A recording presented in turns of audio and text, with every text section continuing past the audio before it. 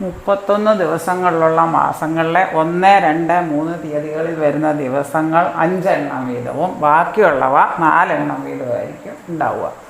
30 ദിവസങ്ങളുള്ള മാസങ്ങളിലെ 1, 2 തീയതികളിൽ വരുന്ന ദിവസം 5 എണ്ണം വീതവും ബാക്കിയുള്ളവ 4 എണ്ണമായിരിക്കും ഉണ്ടാവുക. ഉദാഹരണം, ജനുവരി 1-ാം തീയതി ശനിയാഴ്ച ആയാൽ ആ മാസം എത്ര വെള്ളിയാഴ്ചകൾ ഉണ്ടാകും? ജനുവരി എന്ന് പറഞ്ഞാൽ 31 ദിവസമുള്ള 31 ദിവസമുള്ളതിൽ, അതായത് ജനുവരി 1 ശനിയായാൽ ശനി, ഞായർ, തിങ്കൾ 1, 2, 3 ശനി, ഞായർ, തിങ്കൾ 5 എണ്ണമായിരിക്കും. ബാക്കിയുള്ളവ 4 എണ്ണമായിരിക്കും. ഇവിടെ വെള്ളിയാഴ്ചയാണ് ചോദിച്ചേക്കുന്നത്, അതുകൊണ്ട് വെള്ളിയാഴ്ച 4 എണ്ണമായിരിക്കും.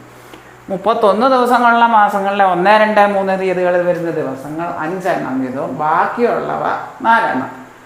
30 ദിവസങ്ങളുള്ള മാസങ്ങളിലെ 1, 2 തീയതികളിൽ വരുന്ന ദിവസം 5 എണ്ണം. നവംബർ 1 എന്ന് പറയുന്നത് തിങ്കളാഴ്ച ആയാൽ 1, 2 തീയതി, തിങ്കളും ചൊവ്വയും 5 എണ്ണം വരും. 30 ദിവസമുള്ള ബാക്കി തിങ്കളും ചൊവ്വ ഒഴിച്ച് ബാക്കി എല്ലാ ദിവസങ്ങളും 4 എണ്ണം.